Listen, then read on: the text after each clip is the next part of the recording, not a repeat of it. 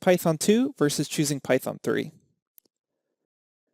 It used to be that if you were a beginner and you were just learning Python, it was actually a pretty difficult decision to choose Python 2 versus Python 3, because many companies still had legacy Python 2 code to be maintained.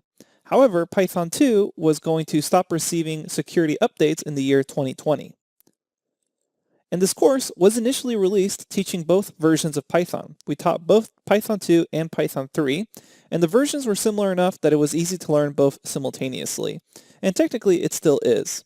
However, now every major external Python package has been updated to support Python 3.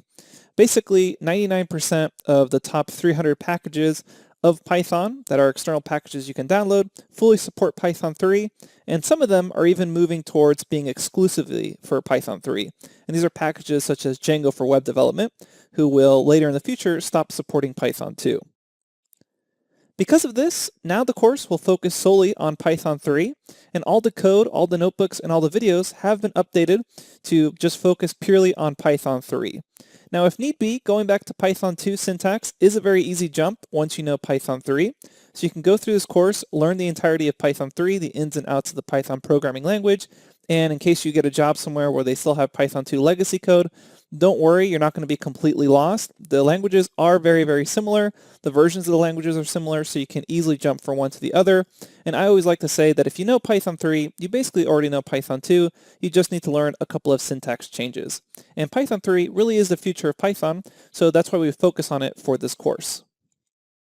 So just a short, really quick summary. Python 3 really is the future of Python, so we're going to be using Python 3 exclusively for this course. Now, the old notebooks are available in case you need some Python 2 information, but we're going to go ahead and get started by installing Python 3, and we'll be using Python 3 for the rest of this course.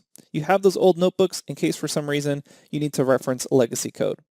Thanks, and we'll see you at the next lecture where we begin installing Python.